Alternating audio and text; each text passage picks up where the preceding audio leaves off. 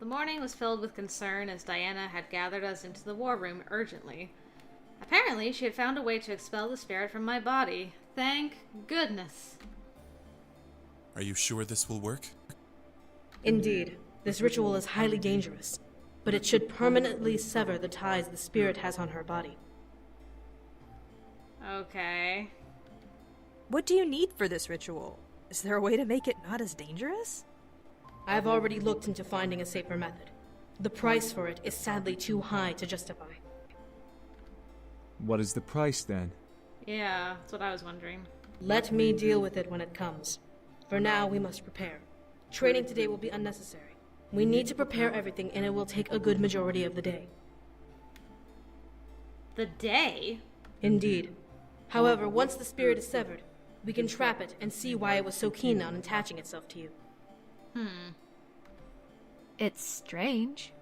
Why would a demon spirit pick a human to latch itself onto? Well, what are we waiting for? Let's get going! What do we need to do? You all need to be here in case something goes awry. As for you... Diana looked to me and gestured to the table, which was cleared save for a small pillow. Lie down, and I'll prepare the rest. Can we, go into details about what this ritual involves first, please? No? I guess I don't have a choice. I nodded and walked to the table. Erik, being the gentleman he was, helped me up onto the surface. I gently leaned back and got comfortable, shifting the pillow beneath my head. She will lock herself within her mind and speak to the spirit. If the spirit is angered enough, it will take over the body.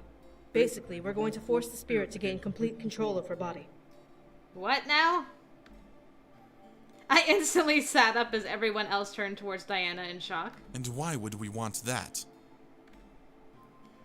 Diana pressed her lips together, seeing the sudden flare of anxious anger around her before she turned to me. Once the spirit has full control, then I will perform a spell that will rip it from your body, leaving it open for possession. Being that your soul will still be in the body, you'll regain full control after the fact. Okay. Wait, so what happens if you accidentally pull her soul out? Oh, well, that will be awkward. That's what makes this spell dangerous. It takes a large amount of energy and will only work if everything goes smoothly. I won't know for sure whose soul I'll be pulling until you wake up. Well, that's comforting. You're not even sure it'll work. Thanks, Damien. That didn't ease my worries. Diana glared at Damien, who simply gave a cold stare back. I would not suggest reading my mind again, bastard son. Hey, there's no need for name-calling. Now's not the time to bicker. We need to make sure this goes smoothly. If it goes wrong, the spirit could absorb her soul. What? Oh no, poor Erik. I suddenly froze in place. The spirit could absorb me? In a way, though. Do I really have a choice? It keeps taking me over anyway. I'm not really in control of my body as is. What do you mean? Diana sighed and crossed her arms, pressing her lips together once again. However, her eyes made it clear that she believed this ritual would work. While her mind, which Damien can read, indicated that she has some concerns about whether it will work. The spirit within you is a very powerful being, despite it being a child. It is a demon, but we don't know what kind of demon it is, so we have to assume that it is the worst kind. A soul eater. A soul eater? A very rare breed of demon who feeds on both energy and souls. It doesn't matter what kind of soul it is, as long as it's a soul, it's edible. They're only as powerful as the souls they absorb, which makes them the worst kind of demon. But didn't they die out long ago? As I said, we don't know if it is one or not, but we have to assume that it is for safety. Diana glared daggers into my soul, as if she was trying to glare at the spirit within me instead. Or maybe she wished to instill fear into me. I couldn't tell. It will offer you power, but if you take it, then it will absorb your soul in exchange. The wording of its offer will grant the demon full power over your body, making it the owner. Ah, I see. Erik gently took my hand and looked at me with more than concern burning in his eyes. He was worried and scared. I'll comfort him. I gently caressed his cheek. I needed to not only comfort myself, but I needed to show Erik that everything would be alright. Sure, there were doubts about this whole ordeal, but I'm the main protagonist. I mean, I'm trying not to go for a bad ending, so I should be fine. I need to do this. Erik gently held my hand and kissed over my knuckles, slowly calming down. It would be alright. I had to mentally prepare. I closed my eyes and took a few breaths before looking to Diana. I'm ready. Diana nodded as I slowly leaned back and relaxed once again on the table. Erik still held my hand, waiting to be told to let go. Surprisingly, Diana didn't request it of him. Keep holding her hand. If something happens, you must get into her mind and aid her. Ah. Erik nodded, as did I. Diana hovered a hand over my face, my gaze pinned on her palm. What was she doing? Close your eyes and sleep. This will seem like moments for you, but it will be hours for us. Oh. I nodded and closed my eyes. Almost as soon as I closed my eyes, some sort of energy began to take hold of me. Was this Diana's doing, or the spirit's? My nerves began to tingle and my body felt light as a feather. Energy ebbed and flowed through my body, and I felt like I was falling through water. The space around me became thick with calm and almost emptiness. Was this a forced dream? I know what you want to do. Darn. Hey, this looks familiar. Saw this in Diana's, confronting her muse world. Finally, the spirit made itself known. The space around me brightened to reveal a patch of forest. The image of my surroundings flickered and swayed slightly, reminding me that this was only an illusion in my head. In the center of the space, however, appeared the spirit in its orb shape. Would I ever see what the spirit actually looked like? I finally walked over and stood before the spirit. We're doing this so you can get out of my body. But what if I don't want to leave? I suddenly became afraid. The spirit didn't want to leave? The air became cold as the spirit bobbed up and down in place casually. In here, I'm safe from the evil man. He can't find me here, and he can't hurt me. But we're going to kill the evil man. And then you, don't have to be worried anymore. The spirit stopped bobbing in the air and pulsed a wave of energy, shaking the forest around us gently. How can you kill the evil man? We've been preparing to for days. The spirit circled around my form in observation. I can help you, though. I really, really can. Mm-hmm. I'm not listening anymore. No, listen, I can protect you from being hurt, really. The forest began to quake and suddenly shifted to a sight I hadn't seen in a while. My heart suddenly became light as I gazed at the room around me. My room. My dear. Oh my god. I need vodka. What the heck was that? Suddenly, I felt a pair of arms wrap around me. I don't think I'm gonna recover from that for a while. They felt like snakes, slowly sliding along my body, with one across my chest and the other around my waist. Both pressed my back tightly against a warm and somehow familiar body. I felt disgusted by the act, but found no strength to fight back. A head caressed my shoulder and the side of my neck with a tortuously slow touch. My sweet, delicious bride-to-be. You'll spoil a demon such as me. Mm-hmm. Erik? I can help you fight him off. Where's the real Erik when I need him? This was an illusion. This was some sort of trick to make me believe in the spirit. I knew it, but the fear within my body became real as Erik's fingers danced over my body. I didn't want this! A warm glow in my chest began to pulsate as a lavender wave of energy pushed against the arms around me. What the? Use my magic! Get him off of you! On its own, the magic in my chest burst forth, forming a barrier around my body and pushing the illusionary Erik away from me. I barely turned in time to see the image fade like dust blown away by wind. I never imagined seeing Erik vanish before my eyes, but I became witness to the illusion of it, causing my heart to feel torn. I felt tears collect in my eyes, but my mind became chaotic. What was I doing? Stop it! I knew what was happening. The spirit was trying to show me an example. I wouldn't let it influence me. My scream echoed and shook the room. Princess! There he is. There's the real one. The image around me quickly reformed to the forest from before, and I watched as Erik appeared from the brush. The spirit quickly moved to be near my side as Erik glared at the spirit. That's enough! No! I won't do it! Eric's glare could almost kill. As his ethereal tendrils appeared around him, the spirit began to pulse defensively. Then you leave me no choice. Erik lunged forward and charged at the spirit, faster than I had ever seen him move. The spirit put up a large barrier around itself, similar to the barrier it had on me when Sero tried to expel it. Eric's tendrils in rapid succession began to jab and slam themselves into the barrier, attempting to break it. No, no, no, no, no! I had to stop this. I didn't want the spirit to get hurt, but I didn't want Erik to get hurt either. Stop it! I ran for them, needing them to stop. The spirit needed to be angry, but not like this. Princess, stay back! I won't do it! No, no, no, no, no, no! The barrage continued without mercy. Listen to me! I can help you! Don't do this! With each strike Erik threw at the spirit, the barrier quaked and pulsed with energy. Over and over, the sound of magic clashing reverberated through the space we were in, making the imagery around us vibrate. Erik's face hardened into a look of pure determination and anger.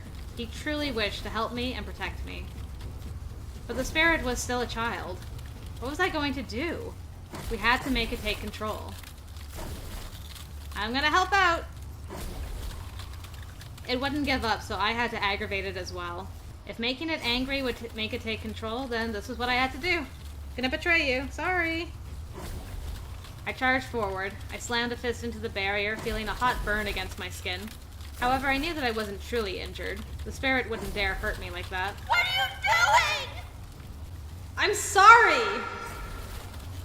Erik increased the speed of his attacks, and soon our barrage in the barrier began to break through as it began to crack and fade with each punch. The spirit started to whimper. No, please. Oh man, it got quiet all of a sudden.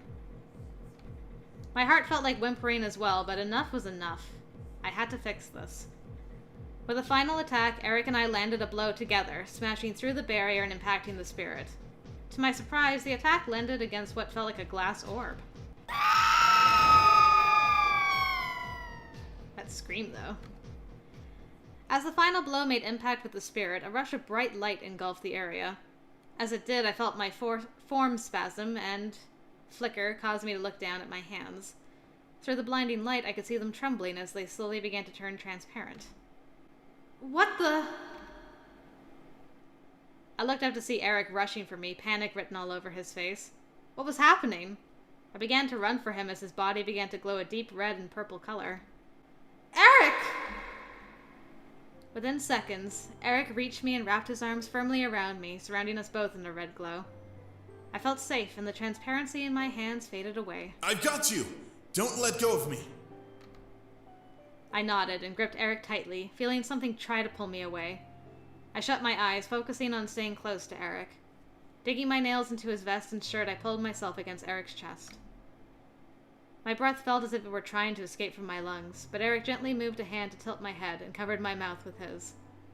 I felt him breathe and replace the air I had lost, desperate to keep me alive. Was I dying? At last, the pull on me stopped and the world around us grew dark. The forest was gone. The spirit was gone. We were safe. Oh, finally, I feel so much relief. As Erik pulled away and looked down at me with a small, slow smile, I felt happy and relieved. I had been saved from whatever the spirit tried to do, and I was thankful to him for rescuing me when I needed him. I might have been strong, but being in Erik's arms always made me feel stronger. Aw, that's so sweet.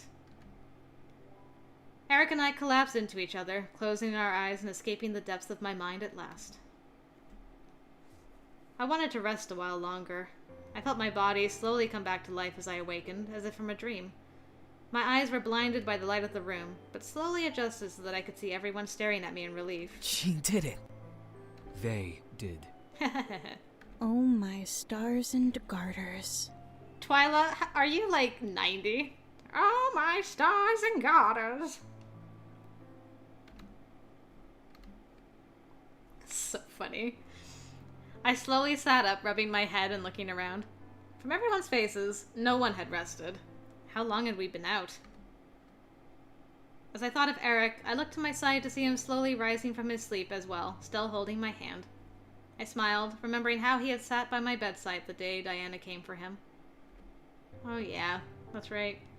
Nostalgia hit me hard as I pulled Erik gently to me and wrapped my arms around him. Love? I'm here, Erik.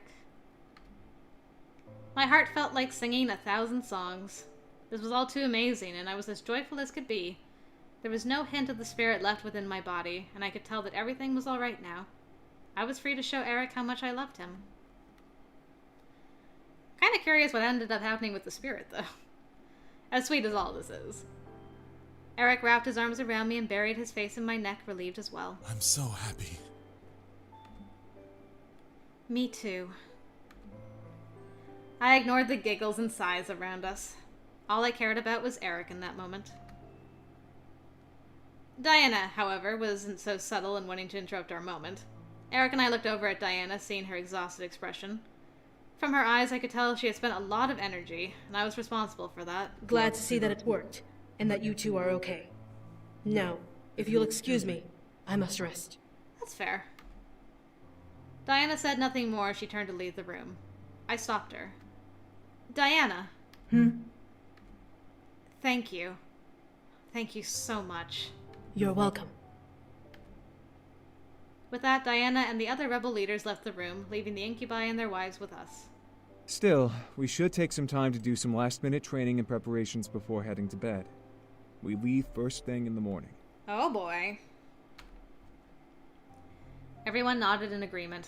I, however, felt the events that had just occurred weigh me down, and I tiredly lowered my head. I'll just head to the room, if that's all right. Huh? All right. I'll be there soon. I nodded and waved to the others before heading towards my room and making my way to the bed that called my name. I began to make my way back to my room, but stopped as I heard the sound of whispered voices sneak out through a barely opened door. So, we're all in agreement? Uh-oh. I sense a, what's it called? A mutiny. Yes, I'm sensing a mutiny. We have to. We don't have any choice anymore. Uh-oh. It will be for the better, I'm sure. Indeed. I peeked. And choked. Pardon me. Wow, voice crack and choking. Let me just sip this tea. Ahem. Okay. I peeked into the room to see the interior of the library where the 4 rebel leaders stood in a circle. Sergeant leaned against the fireplace mantel while Rabbit and Shadow sat in the 2 empty chairs. Faye, however, floated to and fro from side to side in anxiousness. What were they talking about? I was so engrossed in figuring out what was happening in the room that I didn't notice a figure coming up behind me and pushing me into the room. Gah! Sir, I found your student eavesdropping. Shauna, you suck. You keep getting the jump on me. I'm not surprised. I grimaced, now out in the open. Oh yeah, he did tell me not to do that anymore. Whoops. The 4 stared at me with cold eyes as if they were ready to send me back to the human world as a corpse rather than going through with the siege. I looked up at all of them as I slowly rose to my feet, eyeing each leader, and as I considered running for the door. However, they each looked to each other in contemplation. Say, you didn't hear anything, did you? No, I swear. What was the last thing you heard? Something about it being for the better? I suddenly felt the guards of each leader behind me readying their weapons. What the hell? Were they seriously gonna kill me for walking by and eavesdropping? Oh, crap. Whoa, whoa, whoa! Hold on, guys! I felt the guards back away from me slowly, most likely still cautious of me. I let out a small sigh, happy that I wasn't going to die, at least not immediately. Rabbit, however, looked to me with an ear twitching in curiosity. Let us ask first. Do you know what has been truly happening with Diana? Possibly more than you do. I looked to Rabbit, knowing what she meant. Diana had been acting oddly, and it was not boding well. The more I saw her, I could tell that something was seriously weighing her down or influencing her words. Yeah. But what does that have to do with this meeting? As I answered, the other demons looked once again at each other before Shadow stepped forward nonchalantly. Let's not play the ignorance game. We're going to assassinate the succubus when the war is over. Oh, well, that's unfortunate. What? Oh, what the fuck? Way to just blurt it out! Hey, it's Shadow. There's no use in hiding it. We don't know how much she has heard. I became massively confused. Why were they going to kill her? How were they even going to do it? Why? What good would come out of killing her? Rabbit stood and walked to the fireplace, staring into the open flames. I could tell I was about to get an answer, so I listened intently, wanting to know why they were planning Diana's murder. Diana, we fear, has become corrupted. Corrupted? What do you mean? Meaning, she's going batshit crazy like the Demon Lord! I furrowed my eyebrows. That couldn't be. She seemed mostly fine, save for a few instances here and there. Sergeant, reading my face, pushed himself off of the mantle and stood up straight, reminding me of his power with his stance. Human, you hate the Demon Lord as much as we do, correct? I glared at Sergeant's stupid question. Of course I hated him. He had trapped me here and forced me and the ones I loved to join this war. There was no reason to even remotely like him.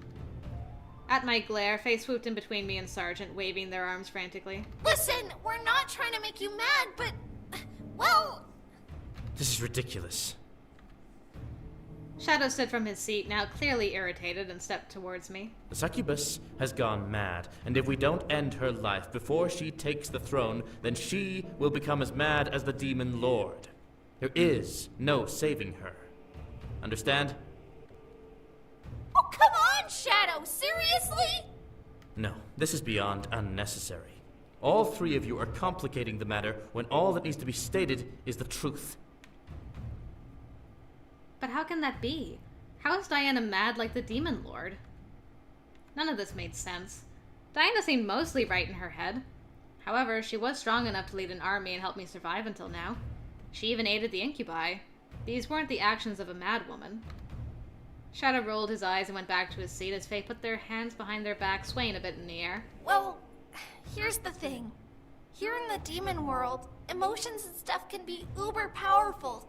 Things like extreme grief or euphoria can even become energies on their own, while other feelings become, well, they can become very, very bad things.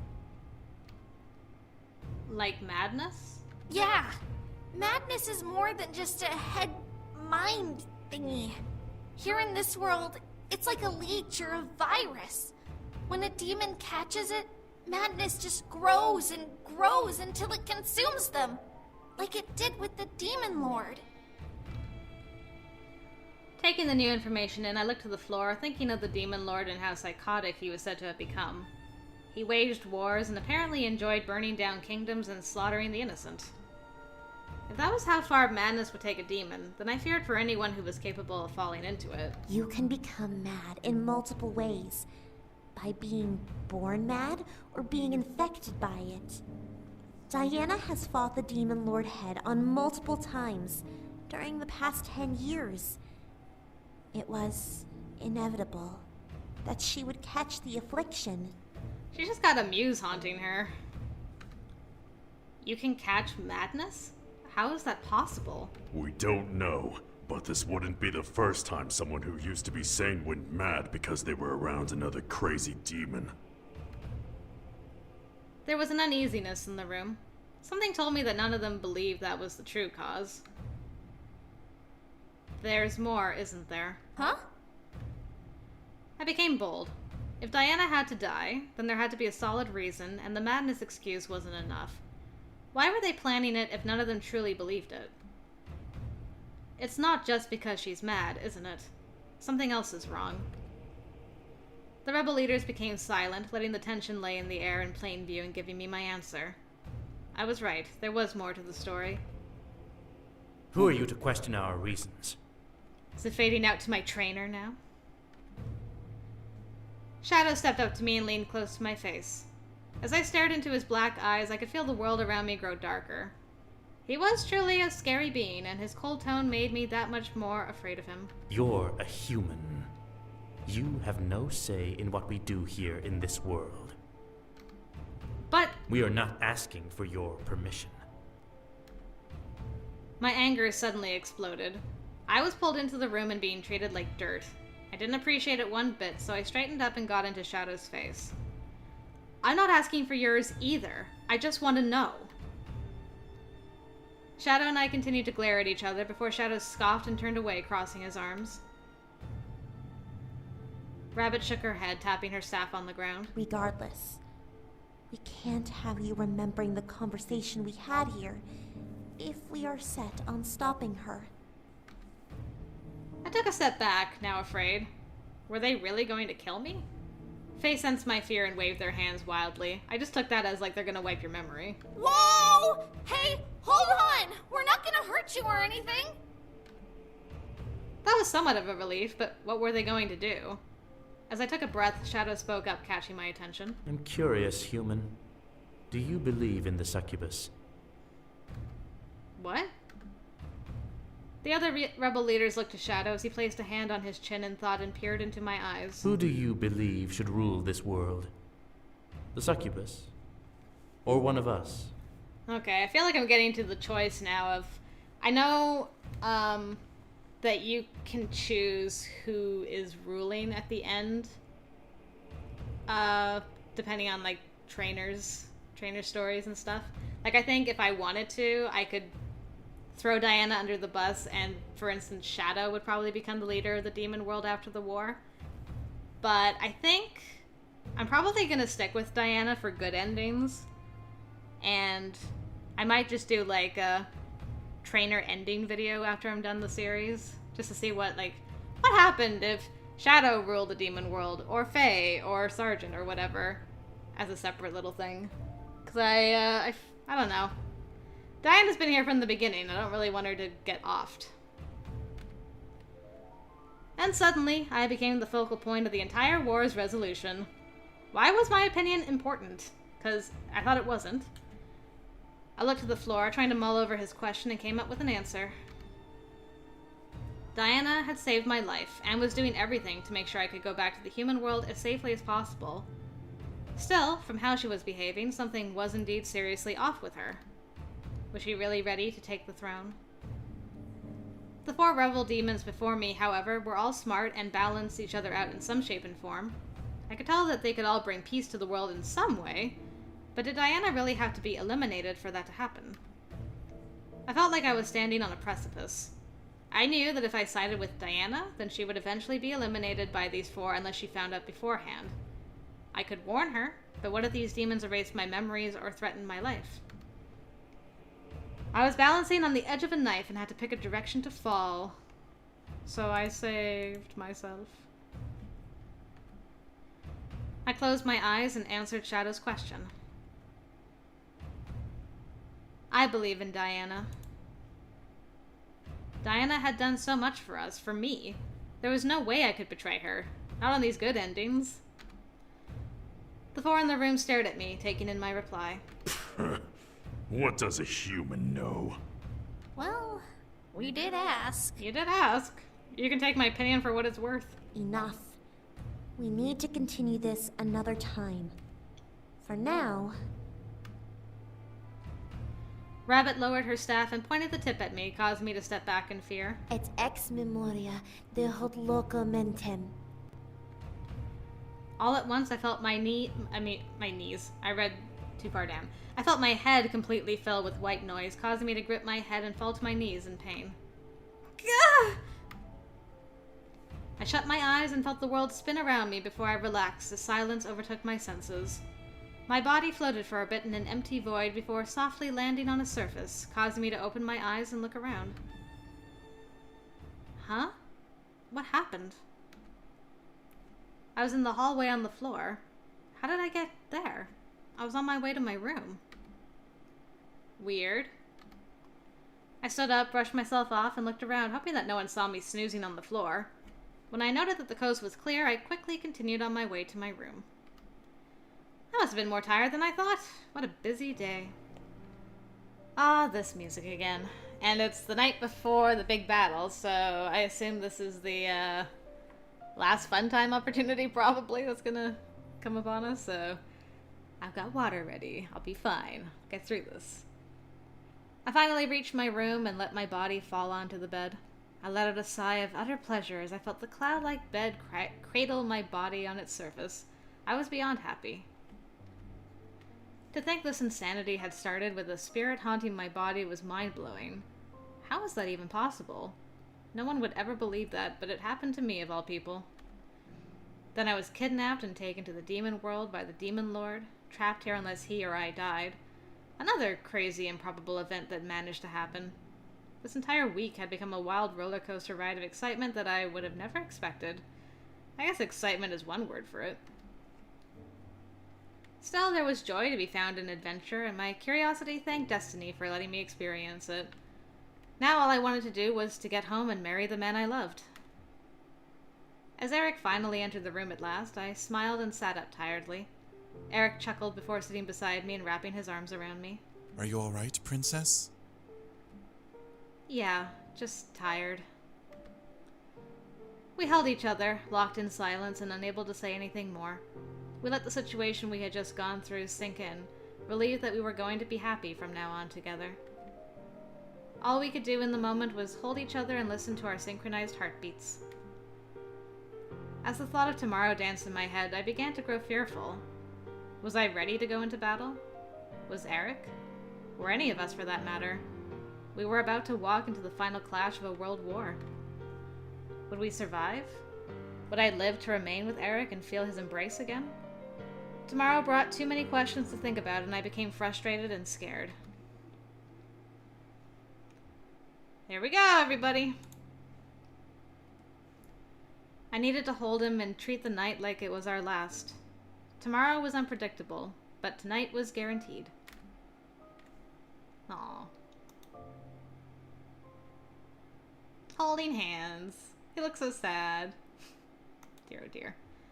I don't know how I feel about Angel's face, so it looks kind of derpy, if I'm being honest. I ran my hands over his vest and looked up into Erik's eyes. See his meet mine in a loving gaze. He seemed to understand silently exactly what I wanted as he gently leaned in and kissed me. My eyes naturally closed, feeling the warmth of his embrace completely engulf me and draw me into a state of peace and comfort. The world around us vanished as I became lost in his arms.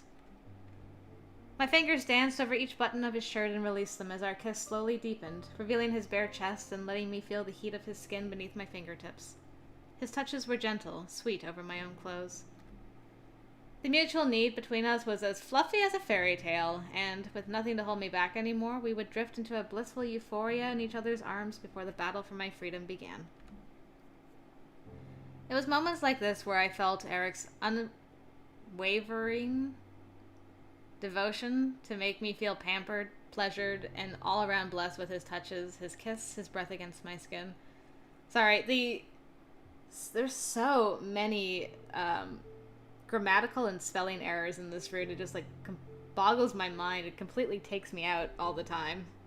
So sorry, I had to just comment on that. It's way worse than James's route for whatever reason. But it's just grief. Still, his intricate hold on me only escalated as the clothes between us were tossed away from us, leaving us bare and leaving me in a wanton state of mind in his hands. I was perfect putty for him to meld, and every caress over my skin was paradise. My body drowned in ecstasy as his fingers massaged over my skin, his kisses over my shoulder shooting little jolts of pleasure through my spine as our voices drifted to soft sighs and moans. I was his princess, and he was going to serve me every bit of his love, hugging me to him from behind and ravishing me as if he knew exactly what I wished to feel. He was just that intuitive to my feelings. That part of him was one of many reasons why I loved him. Even as his touches became more heated and his grip on me tightened, I could only release moans upon blissful cries within his love. My fingers became laced in one of his hands as his other explored every sweet spot on my body. The ride became a misty haze of pleasure, my fingers on my free hand burying into his copper hair as his hold over my waist guided our lovemaking. The grip we had on our entwined hands tightened with each pulse of pleasure that rushed through us. Our names became a repeatable chant, echoing through the room as the air became filled with heat and the bittersweet smell of sweat. Any other sound between us became carnal and wordless. We knew exactly what to do and how to drive each other to our joint pinnacle of pleasure. As we peeked over it, the loud cries we released became the sweetest thing I had ever heard, burying itself into my memory. The afterglow was just as perfect, Eric's arms around my waist and his loving kisses over my cheek and neck. I love you. I will always love you. Eric smiled and nuzzled me before pulling me against his body, giving me his chest as a pillow to rest on. I gladly took it, nuzzling him and listening to the sound of his beautiful heartbeat pounding in his chest. His heartbeat pounded for me. I could hear the love beat in each pulse, and it made a smile dance over my skin. I became confident and filled with determination, ready for the day to follow. Tomorrow would decide everything.